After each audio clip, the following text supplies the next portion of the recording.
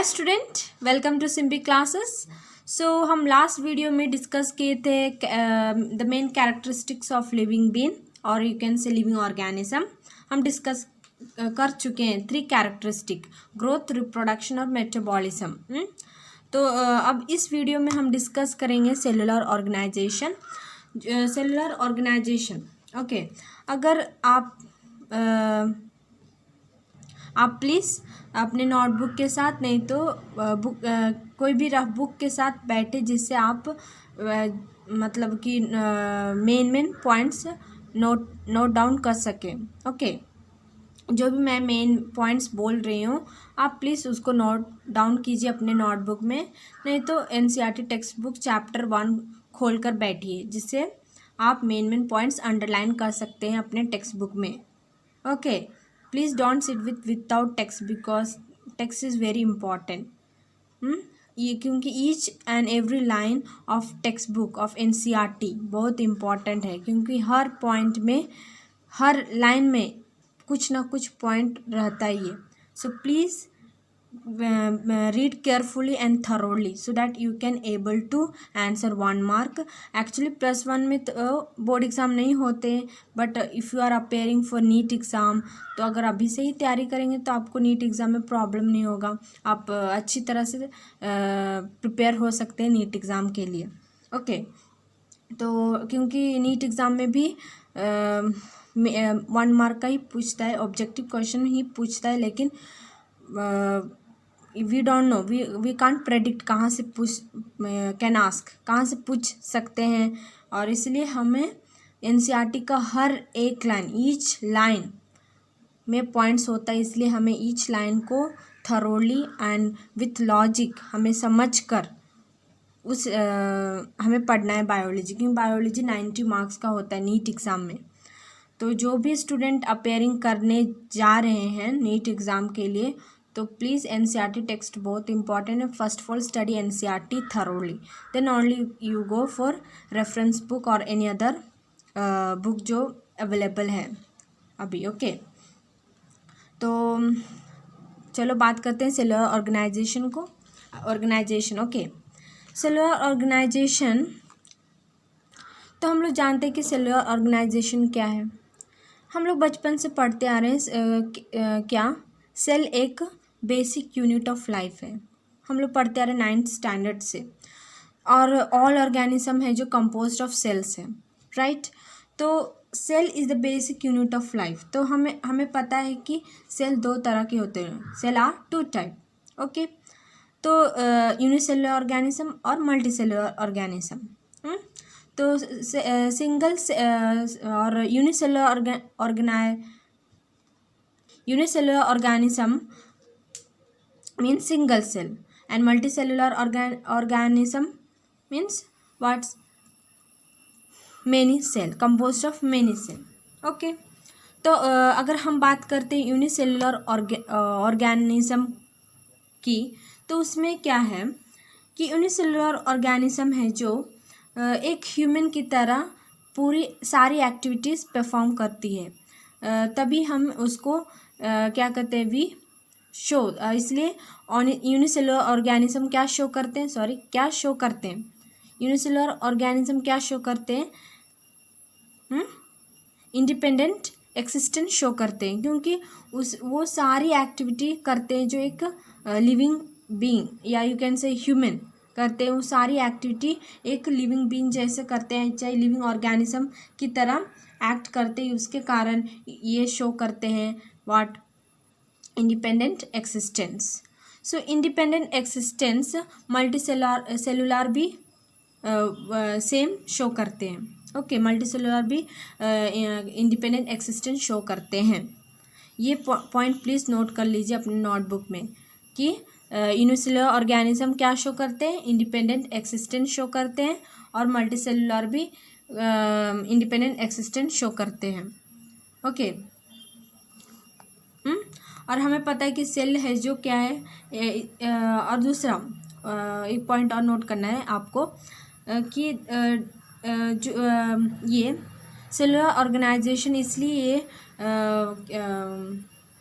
इसलिए cellular organisation को characteristic features में रखा है। क्यों क्यों इसे कहा गया है कैरेक्टरिस्टिक फीचर सेलुलर ऑर्गेनाइजेशन को? और यू कैन से इसलिए cellular organisation defining properties of life, और you can say defining it show a characteristic features. तो इसलिए सेलुलर ऑर्गेनाइजेशन है जो क्या है, डिफाइनिंग कैरेक्टर है। Okay, means it shows a defining character. So इसलिए सेलुलर ऑर्गेनाइजेशन, अगर एक 1 मार्क का एमसीक्यू क्वेश्चन आ सकता है, एमसीक्यू क्वेश्चन टाइप्स कुछ can ask, okay, like which characteristic of living organism shows defining properties. So what you will, if अगर option भी दिया है, मतलब ऑप्शन दिया है ग्रोथ, रिप्रोडक्शन, मेटाबॉलिज्म और सेलुलर ऑर्गेनाइजेशन, तो अगर आप ये ठीक से पढ़ें तो आपको मिल जाएगा मतलब करेक्ट आंसर। तो इसमें सेलुलर ऑर्गेनाइजेशन है, ओके, डिफाइनिंग प्रॉपर्टी। तो अगर आपको ये पॉइंट्स अगर अच्छी तरह मालूम है तो you can able to answer MCQ questions, okay, अगर इस पर बेस्ड क्वेश्चन पूछा तो, ओके। तो अब बात करते हैं कॉन्शियसनेस की, ओके। तो कॉन्शियसनेस क्या है? The ability to sense environment and response to environment. That means living organism के पास सेंस होता है, और सेंस होता है एक्सटर्नल इन्वायरमेंट, मतलब सेंस और रेस्पॉन्ड करने और लिविंग ऑर्गेनिज्म के पास क्या एबिलिटी है? Ability to sense and response to the external environment. तो कॉन्शियसनेस मीन्स एक एक्सटर्नल इन्वायरमेंट को रेस्पॉन्ड करते हैं, सेंस करते हैं। Living organism have the ability. तो कुछ स्टूडेंट्स सोचते के माइंड में एक क्वेश्चन अराइज हुआ होगा कि प्लांट भी क्या शो करते हैं कॉन्शियसनेस? यस, शो करते हैं, प्लांट भी शो करते हैं consciousness. For example if I से लाइक आप तो सनफ्लावर देखे होंगे, और तो जिस एंगल में, जिस डायरेक्शन में सन जाते हैं, उसी डायरेक्शन में क्या होता है, उसी डायरेक्शन में भी सनफ्लावर रोटेट, या उसी एंगल से उस डायरेक्शन में, जिस डायरेक्शन में सन जाते हैं उसी डायरेक्शन में क्या होता है, सनफ्लावर भी जाते हैं। ओके, मीन्स जिस डायरेक्शन में जैसे जैसे सन घूमता वैसे वैसे सनफ्लावर भी घूमते हैं। तो plant what do plant shows, photo means light, so periodism, photo periodism means light process show करते हैं। ओके, तो ये भी क्या है, कॉन्शियसनेस भी एक कैरेक्टरिस्टिक फीचर्स है। ओके, तो हम कह सकते हैं कि कॉन्शियसनेस भी considered as a characteristic features, क्योंकि ये भी ओके और कॉन्शियसनेस का भी हायर लेवल है, जैसे कि सेल्फ कॉन्शियसनेस। ओके, उसका भी एक हायर लेवल, कॉन्शियसनेस का भी एक हायर लेवल है सेल्फ कॉन्शियसनेस। तो ये है जो ये शो नहीं करता है, कैरेक्टरिस्टिक फीचर शो नहीं करता है, तो we can call that means it is not shows a characteristic features. But human beings कहीं तक प्रेडिक्ट कर सकते हैं कि जैसे फॉर एग्जांपल बोलते हैं कि आज प्रेडिक्ट करते हैं कि तूफ़ान आएगा, आज तूफ़ान आएगा, तो कभी प्रेडिक्ट करते हैं कि आज बारिश होगी, तो कहीं तक ह्यूमन बींग्स प्रेडिक्ट कर सकते हैं कि ये होगा। बट अगर हम यहाँ पर ह्यूमन बींग को बट ये जो सेल्फ कॉन्शियसनेस है ये नॉट कैरेक्टरिस्टिक फीचर शो करते हैं। इसका मतलब फॉर एग्जांपल इंक्लूडिंग ह्यूमन, अगर एग्जांपल है ह्यूमन का, तो जब वो कोमा और ब्रेन डेड केस में, मतलब कि जब वो कोमा में चले जाते हैं तो उनका मतलब बॉडी वो जिंदा रहते हैं पर उनका ब्रेन काम करना बंद कर देता है, जिसके कारण वो एक्सटर्नल वो रेस्पॉन्ड नहीं कर सकते एक्सटर्नल एनवायरनमेंट को, तो भी एक एग्जांपल है। ड्यूरिंग ब्रेन डेड केस, ये सब क्या है, एग्जांपल है ह्यूमन बीइंग। तो इसलिए ये है जो नॉट कैरेक्टरिस्टिक फीचर्स शो नहीं करते, मीन्स कैरेक्टरिस्टिक फीचर्स शो नहीं करते हैं। ओके, कैरेक्टरिस्टिक फीचर शो नहीं करते। ये आपको, ये बहुत इंपॉर्टेंट, अगर 1 mark you can predict that it can be asked. Okay, so if you want you can note it down this point. अगर आपको चाहिए तो पॉइंट प्लीज नोट डाउन कर लें। ओके,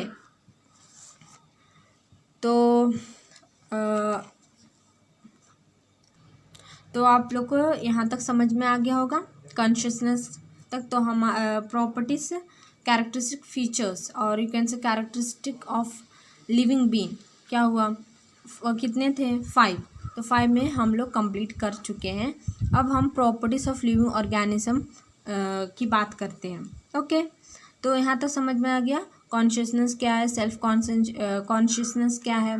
ओके, तो अगर क्वेश्चन कैन बी आस्क कि for 1 mark कि बताओ कौन है, कौन नॉट कैरेक्टरिस्टिक में आता है, सेल्फ कॉन्शियसनेस कि कॉन्शियसनेस।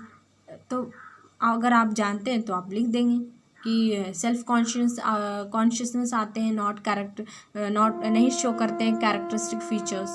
तो अगर आपको लॉजिक पता है तो you can able to answer. Okay, तो let's talk about properties of living organism. Okay, so there are 5 properties of living organism. Okay, self replication, interaction, regulation, evolution and stimulation. ये 5 characteristics हैं एक living organism का। ये please note down करने, ये important है। Okay, आप note down कर लीजिए, ये बहुत इम्पॉर्टेंट है। अगर आपको याद करना है तो आप अपना ट्रिक यूज़ कर सकते हैं। ओके, अब बात करते हैं diversity in living world. Diversity in the living. तो हम लोग को पता है कि डाइवर्सिटी कितना बड़ा है। डाइवर्सिटी क्या है, एक वास्ट रेंज। तो अगर रीड करें the number of species that are known and describe range between 1.7 to 1.8 million. इसका मतलब वी नो डेट 1 मिलियन मतलब 10 लाख, तो दैट मीन्स 10 लाख। तो 1.7 to 1.8 मिलियन, आप समझ सकते हैं कि कितना रेंज है biodiversity. So this is refer to what, biodiversity और the number and the type of organism present on earth. ये किसका रेंज है, 1.7 to 1.8 मिलियन बायोडाइवर्सिटी का, नहीं तो नंबर ऑफ और the types of organism present on the earth. So आप predict कर सकते हैं कि कितना बड़ा हमारा बायोडाइवर्सिटी है। ओके, तो अब बात करते हैं टैक्सोनॉमी।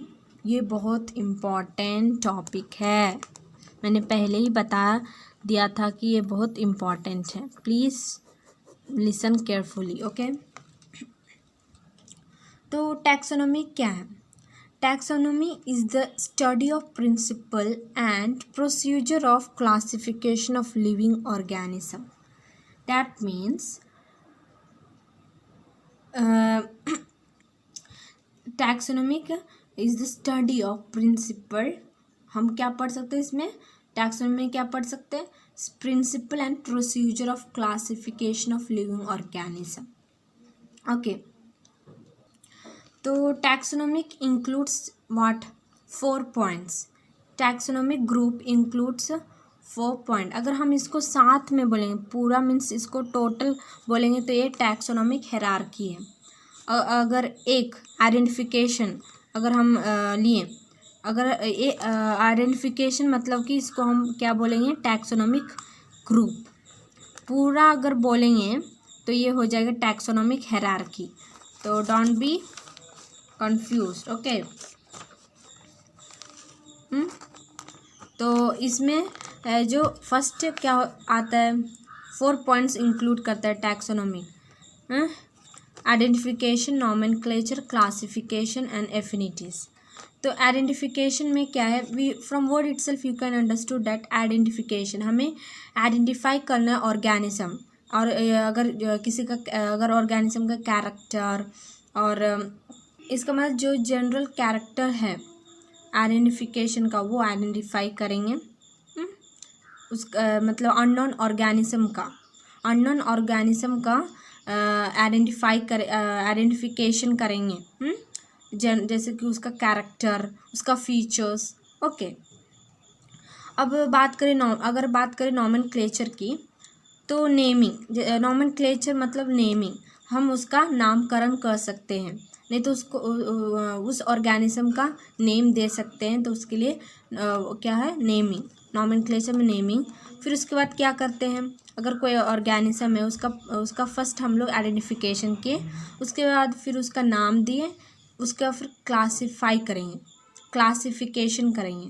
दैट मीन्स इसका मतलब है कि अगर क्लासिफिकेशन में मतलब कि जिस टैक्सोनॉमिक ग्रुप में उसका आप क्या में सिमिलैरिटी और डिसिमिलैरिटी कंपेयर करेंगे और उसके बेसिस पर फिर से क्लासिफाई करेंगे, तो आपको क्या होगा, that is what classification, grouping. In short you can remember grouping, मतलब कि सिमिलैरिटी और डिसिमिलैरिटी के बेसिस पर कंपेयर करेंगे, तो उसके बेसिस सिमिलैरिटी और डिसिमिलैरिटी को कंपेयर करेंगे और उसके बेसिस पर हम क्या करेंगे, फिर से क्लासिफाई करेंगे। समझ में आया वो पॉइंट? ठीक है, ओके। तो फिर से मैं रिपीट कर रही हूँ, क्या मैं बोली कि जिस टैक्सोन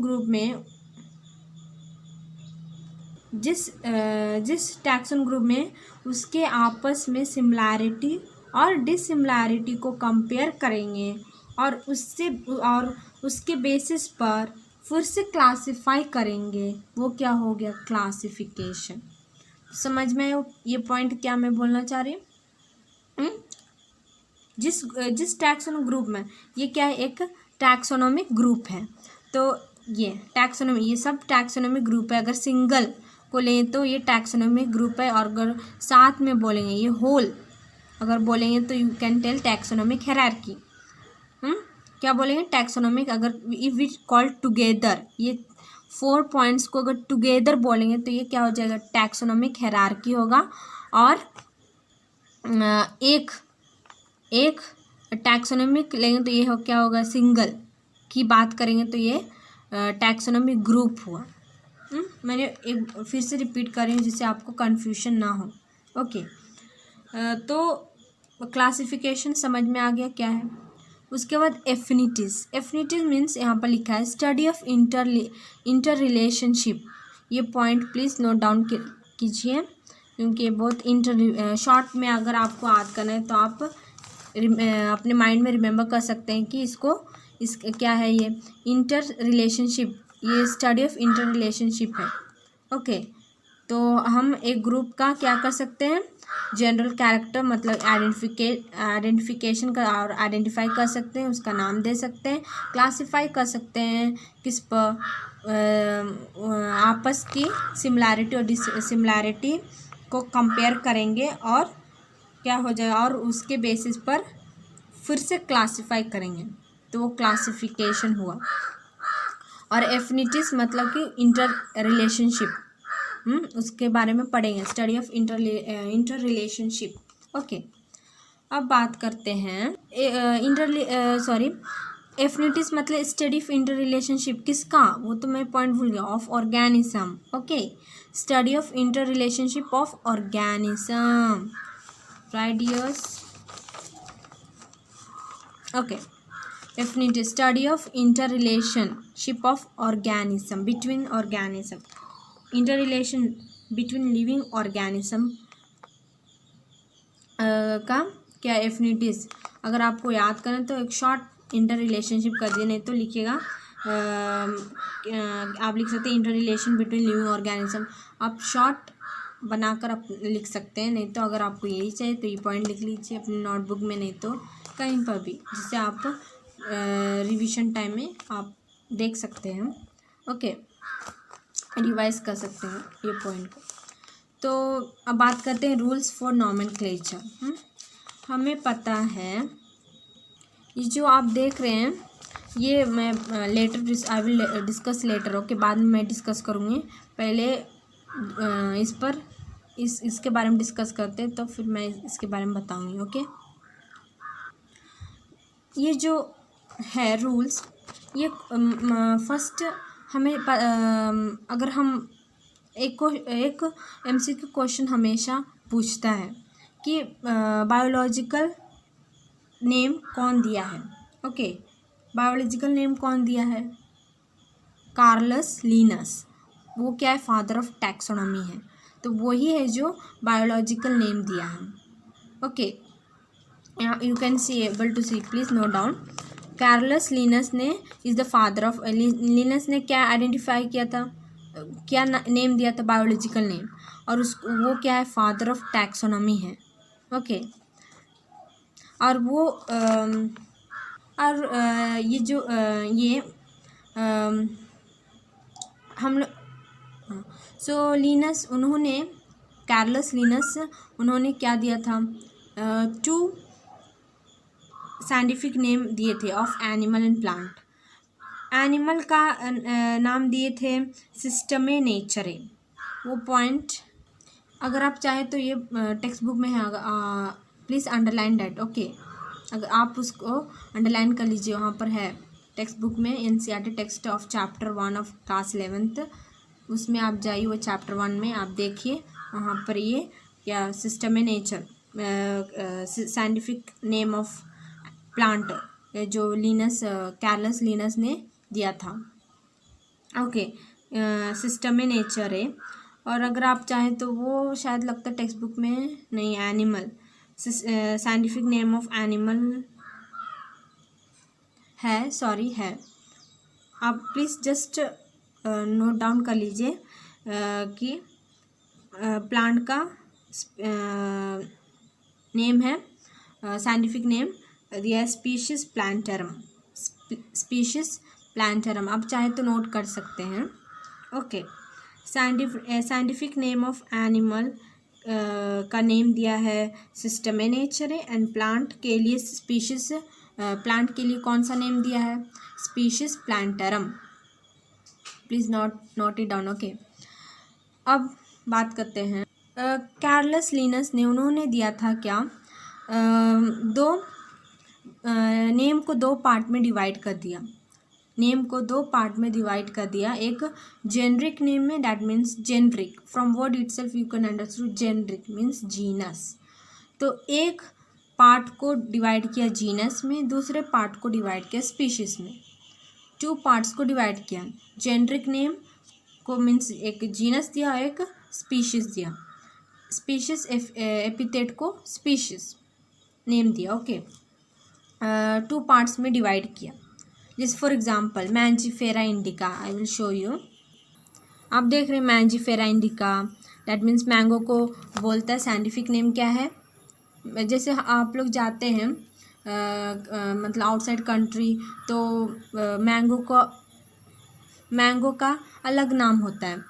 इंडिया में तो उसको आम बोलते हैं, पर अगर आप आउटसाइड कंट्री जाएंगे, चाहे कोई भी मतलब आउटसाइड कंट्री जाएंगे, तो मैंगो को कुछ और नाम से बुलाते हैं। उसी प्रकार इसका भी नाम क्या दिया है? साइंटिफिक नेम दिया है मैंजीफेरा इंडिका, मैंगो का साइंटिफिक नेम। ह्यूमन का Homo sapiens.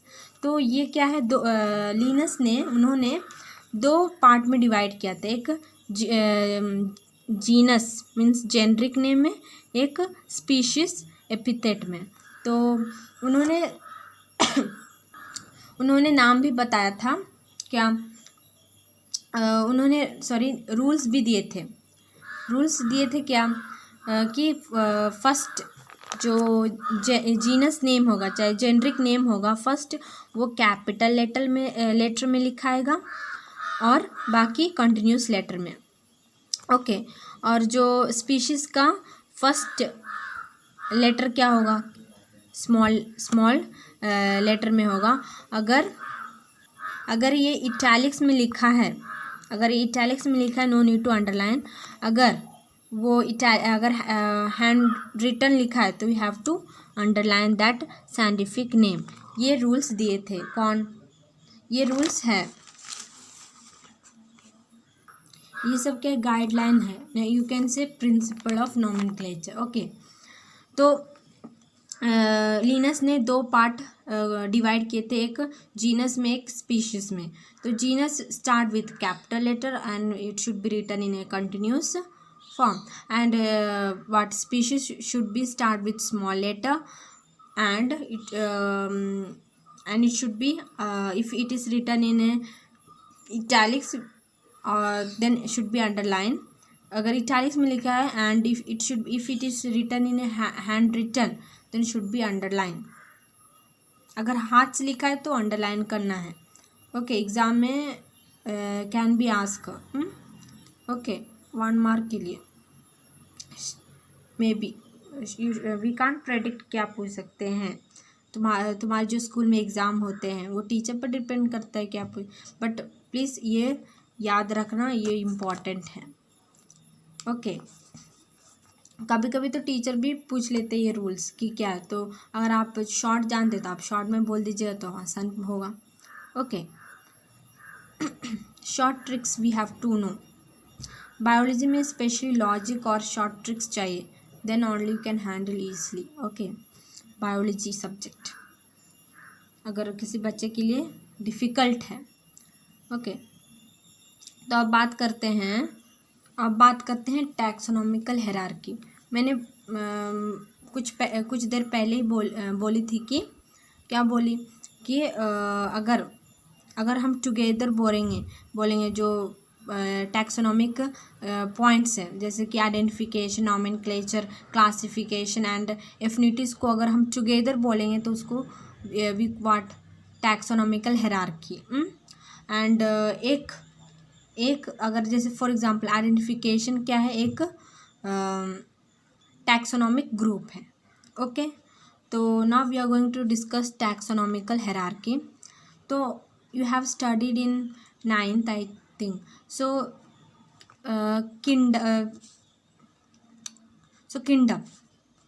kingdom, phylum, class, order, family, genus and species। तो we know that kingdom start करते स्पीशीज से। तो स्पीशीज में क्या है, ये डिपेंड करते हैं, ये स्पीशीज डिपेंड करते हैं जीनस पर, जीनस डिपेंड करते फैमिली पर, family order, class, phylum and kingdom, ये सब क्या एक दूसरे पर डिपेंड होते हैं।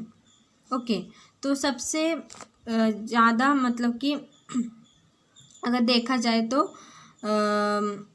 क्योंकि जो सिमिलैरिटीज़ है और डिसिमिलैरिटीज़ है, सिमिलैरिटीज़ स्पीशीज़ में ज़्यादा होते हैं। ओके, इसलिए ये क्या होते हैं, जब ऊपर मतलब कि अपर साइड मूव करेंगे किंगडम की तरह, किंगडम की ओर, और you can say move towards kingdom, then what will happen, ये स्पीशीज़ जो कॉमन कैरेक्टर और you can say similar character है वो डिक्रीज होते जाएंगे, और डिसिमिलर कैरेक्टर मतलब डिसिमिलर कैरेक्टर क्या होंगे, इंक्रीज होते जाएंगे। तो you should note it down that जो सिमिलर कैरेक्टर है, अगर हम स्पीशीज़ से स्टार्ट किए तो अगर स्पीशीज़ से स्टार्ट किए किंगडम तक, what will happen, move towards kingdom, then it will what similarity will be decreases and dissimilarity will be increases. So ये पॉइंट को नोट कर लीजिए अपने नोटबुक में और कहीं पर भी। Okay, as you wish. Okay, so अब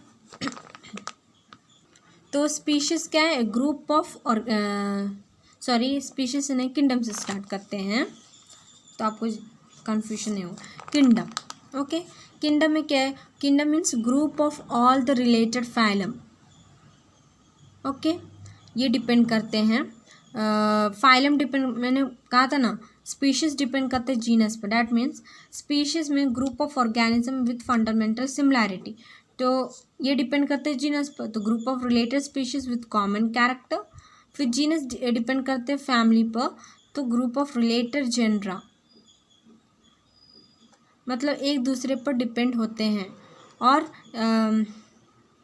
किंगडम क्या है, एक it is a group of all the related phylum. Phylum क्या है, group of related class. Class क्या है, group of related orders. Order क्या है, group of related families. Family क्या, group of related genera. And genus, group of related species with common character, और you can write similar character. And species, group of organism with fundamental character or fundamental similarities. Okay, so please note down these points. These points is very important. अगर आप चाहें तो आप लिख सकते हैं ये सब points. I wrote in short. Okay,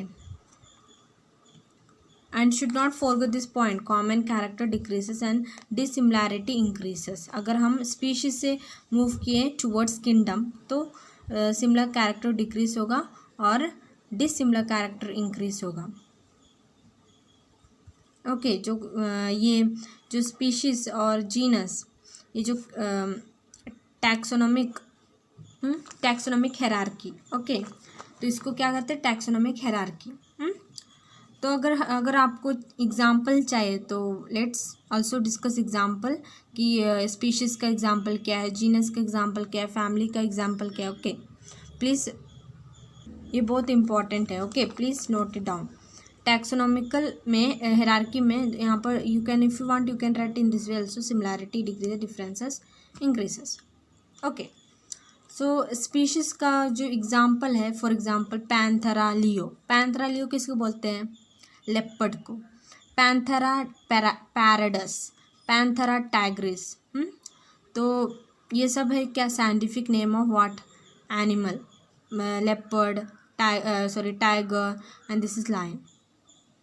okay, दूसरा जीनस का एग्जाम्पल है, genus Panthera, that means lion, leopard, tiger सब आगे।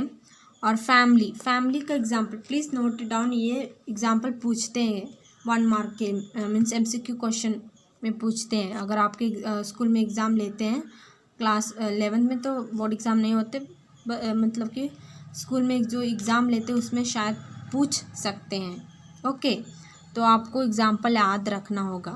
फैमिली का जैसे Panthera and Felis together into Felidae. Felis together, जो Panthera and Felis together into Felidae. Order, Felidae को क्या बोलते, कैट फैमिली में। मतलब कि पैंथेरा और फेलिस क्या है, किस फैमिली में आते हैं, फेलिडे में।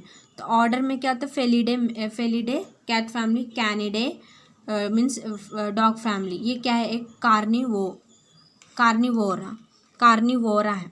ओके, तो ये सब जो Felidae, cat family and dog family क्या है, कैनिवोरा है। ओके, और क्लासेस अगर देखें तो कैर्निवोरस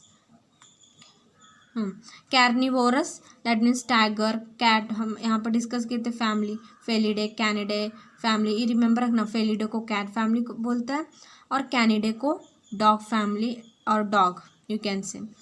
कैनिडे फैमिली किसके अंडर आता है, डॉग किसके अंदर आता है, कौन सा फैमिली में, कैनिडे फैमिली में। और कैट आते हैं फेलिडे में। ये साइंटिफिक नेम है ऑफ फैमिलीज। ओके, ये क्या है, कैट, डॉग, ये सब क्या है, कार्निवोरा है। तो क्लासेस अगर इसका फाइंड करें तो कार्निवोरस का टाइगर, कार्निवोरस में क्या आते हैं, टाइगर, कैट, डॉग। ओके, और primates, monkey, that means mammalians. Okay, इसके अंडर ये सब आते हैं classes. Okay, this are the what classes. Okay, then phylum में pisces, amphibian, reptilian, aves and mammals.